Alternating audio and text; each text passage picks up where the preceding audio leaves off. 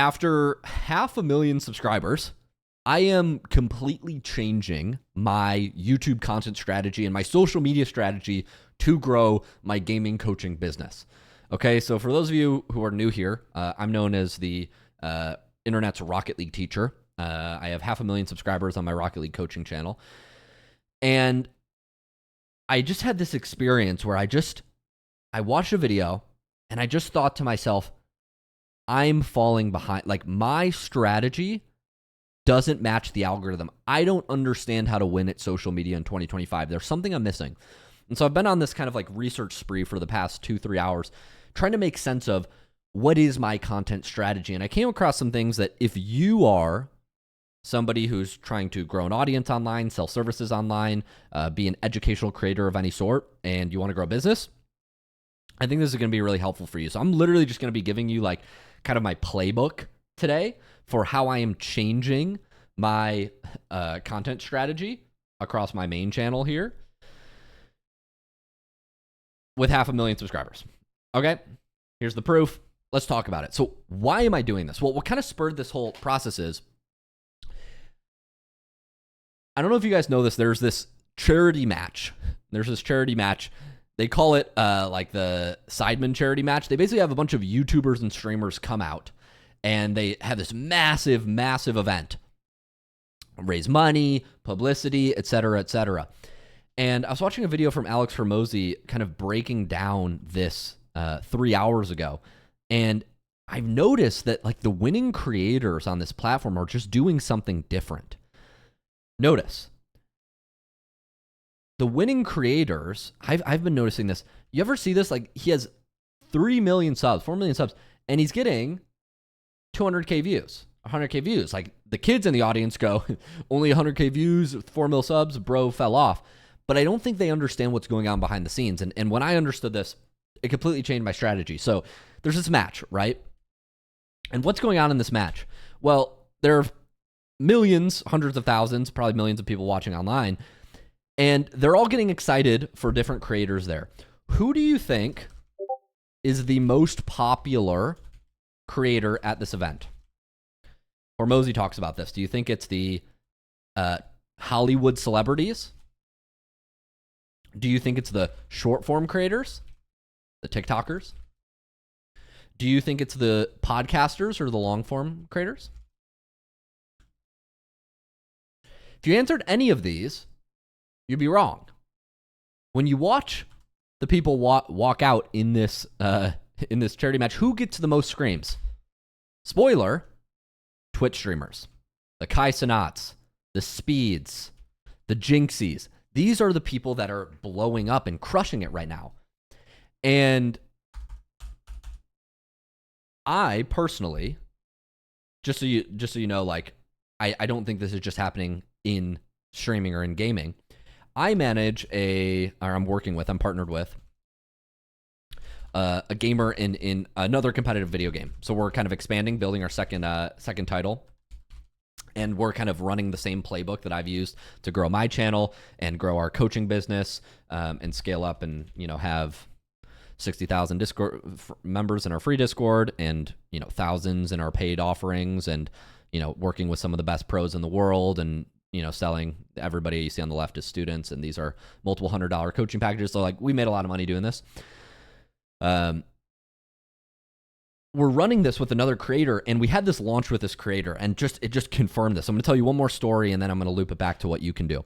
I had a creator who we launched a 30-day trial to his community for basically, just think of it as a Discord server.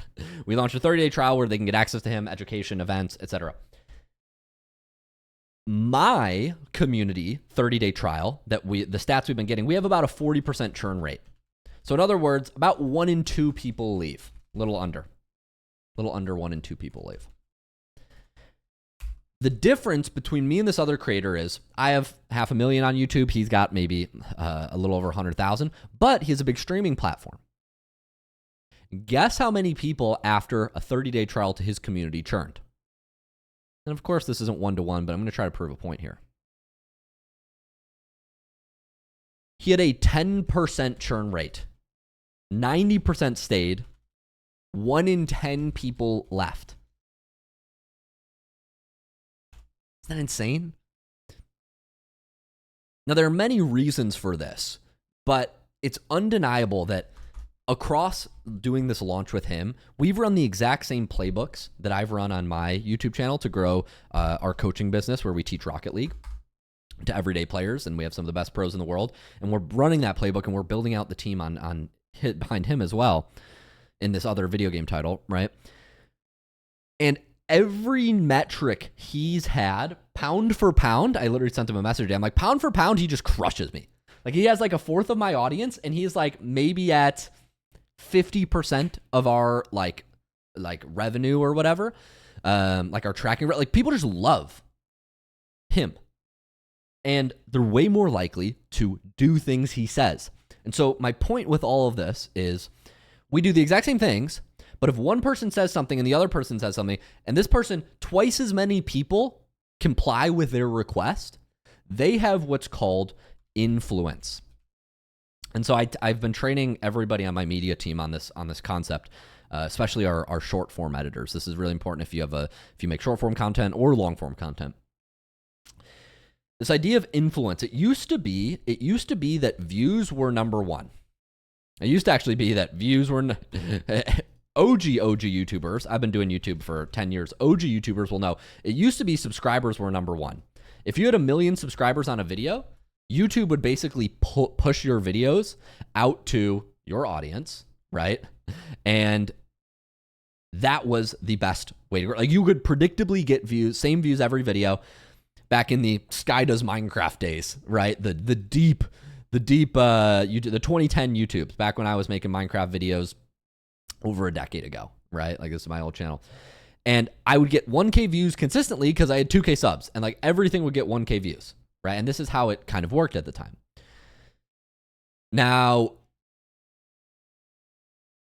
at some point, I realized that when I was growing my Rocket League channel, I switched over to Rocket League about 5 years ago. I realized that subscribers weren't important. What was now more important is views, okay? And so what I did for a long time, like my version 2.0 content strategy, what I used to think is views are most important. And this was like Luke circa 2020 to 2023-ish. I used to think that views were most important. But then what we saw happened was we saw the TikTok generation. You guys know what I'm talking about, the Charlie D'Amelios, doing whatever they do. And they'd get millions of views, but they would make no money. Like, and I'm overgeneralizing, but people wouldn't listen to what they said. They would have no influence.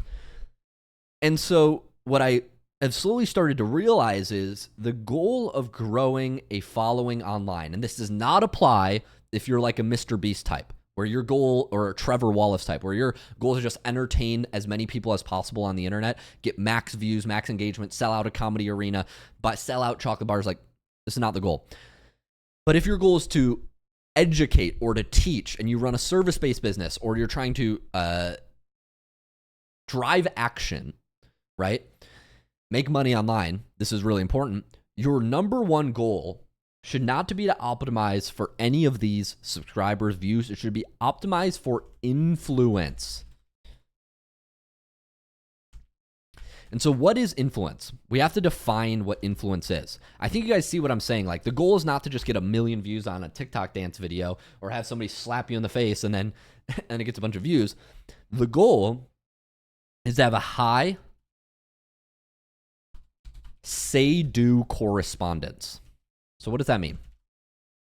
When you tell somebody, follow for more, check out the link below, buy XYZ, you want a high percentage of people to do this.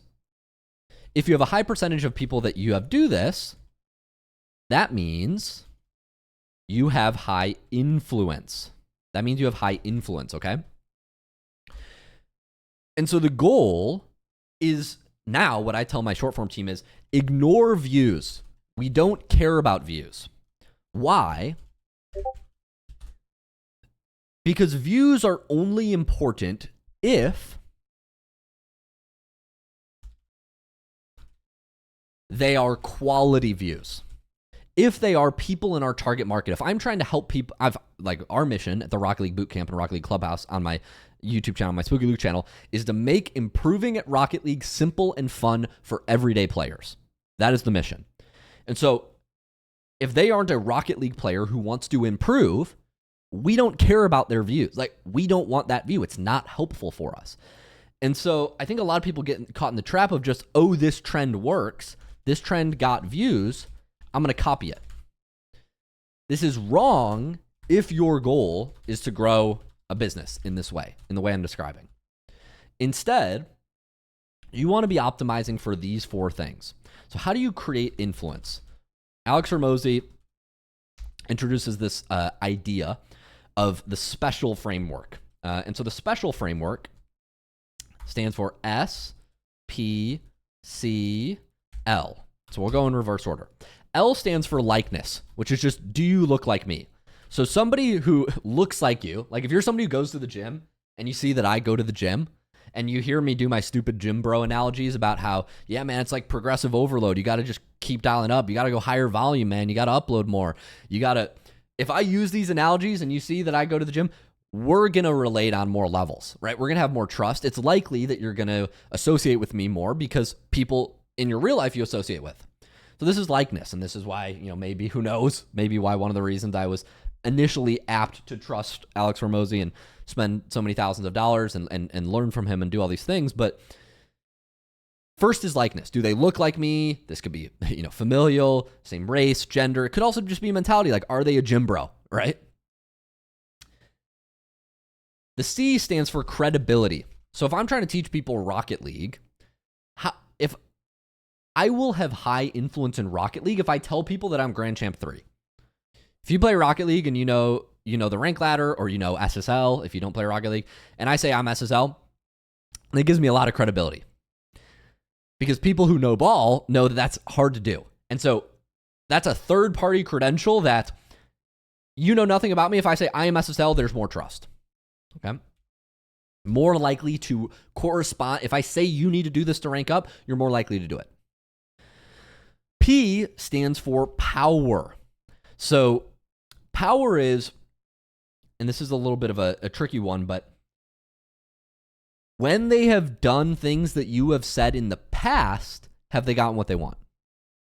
So for example, if you give somebody a little tip like, hey man, change your keybind or change your settings in Rocket League to, be this on this, and they go, oh, that's better. Bind arrow left, bind arrow right, do this. And it helps them. When you give them another suggestion about how to improve, they're going to be more likely to do it. Okay? And the final S stands for status.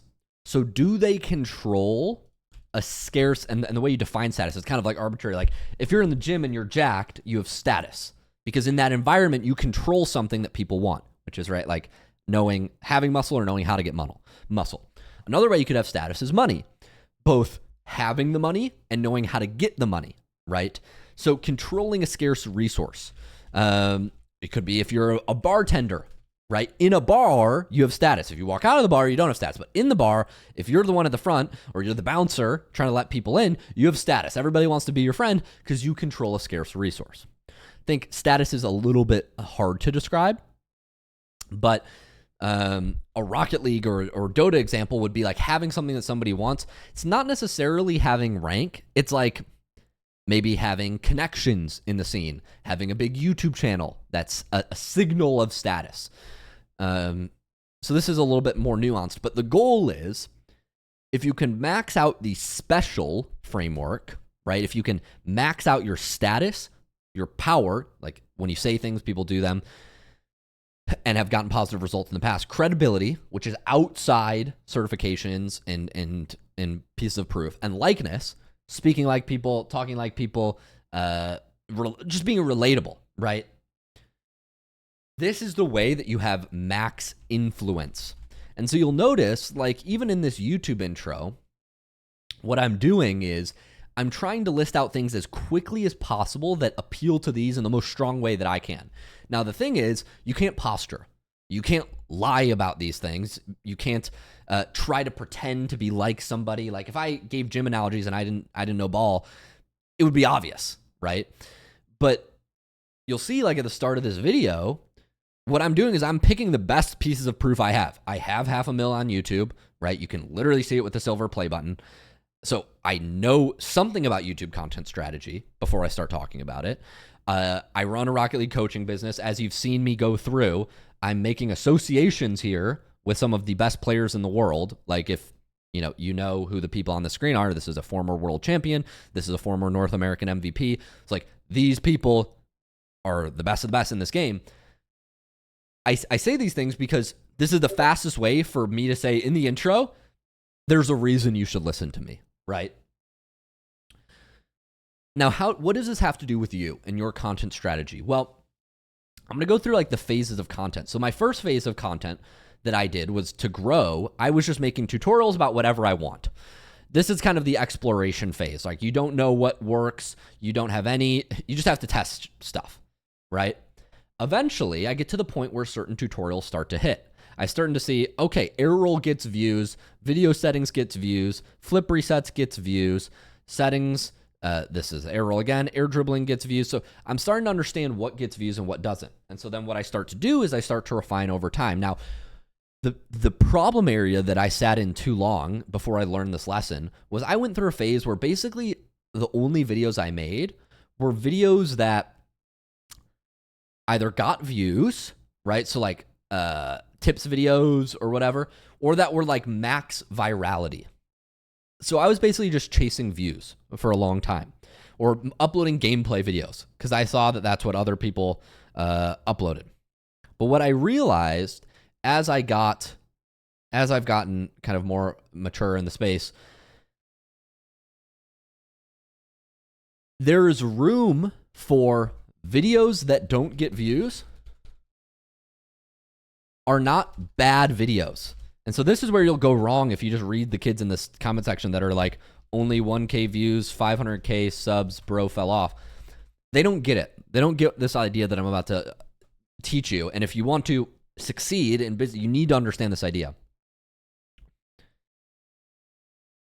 You should be making content for the people you want to help.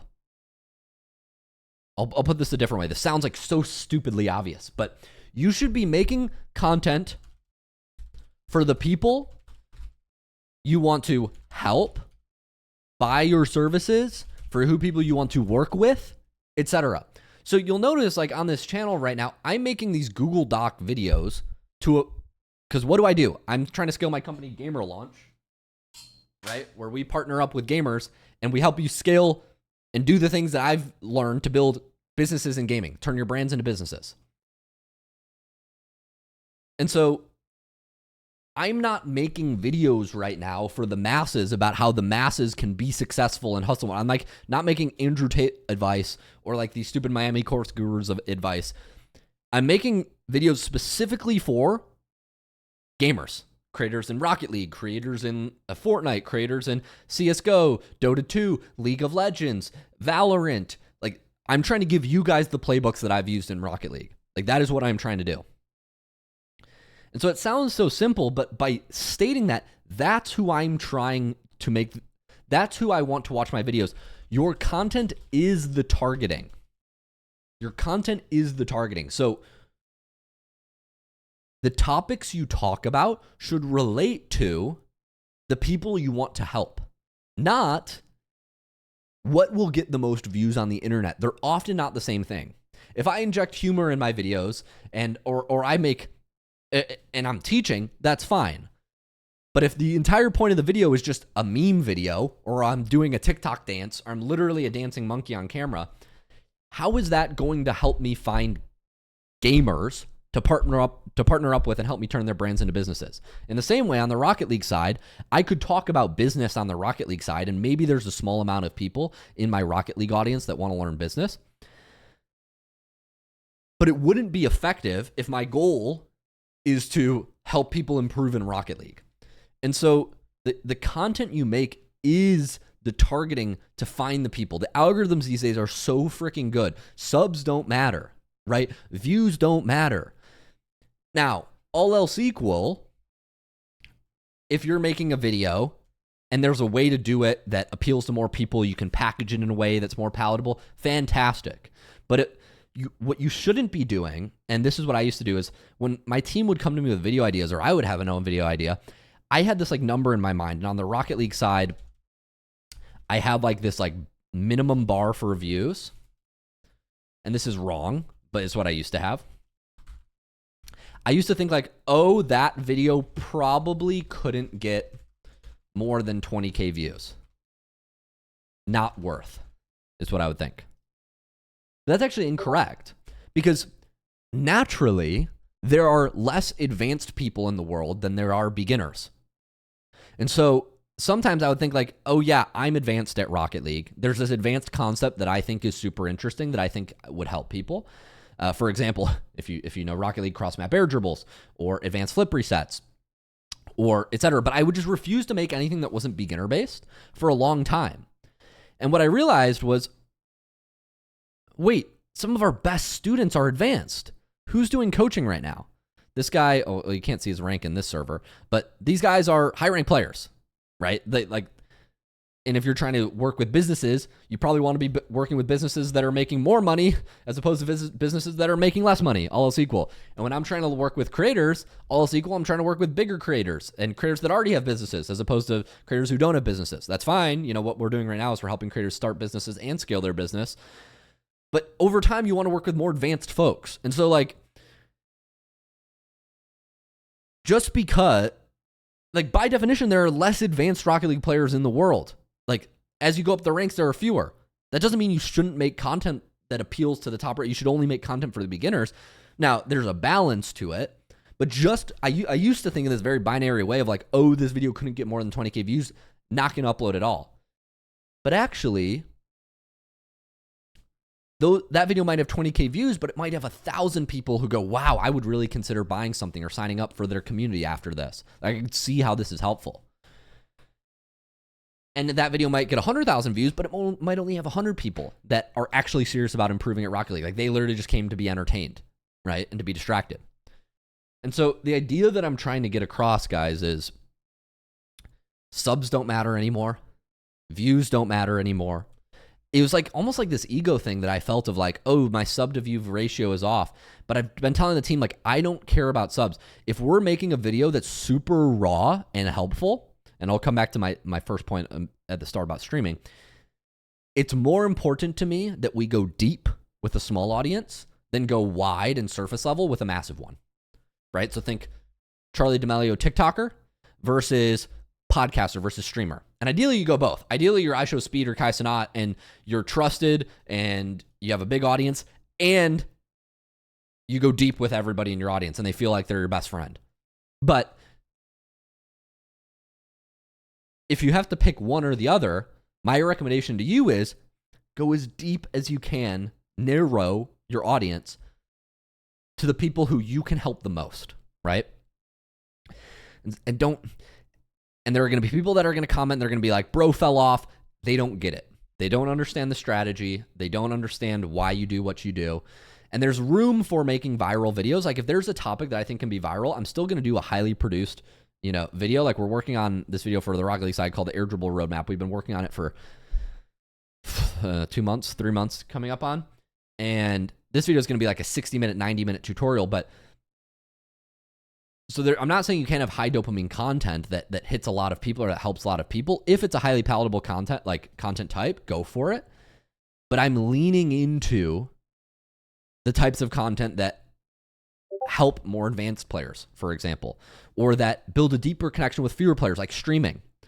We saw that other gamer that I was talking about. He had so much better numbers and conversion rates than me. Why? Because he has higher influence. And he has higher influence for many reasons, I'm sure.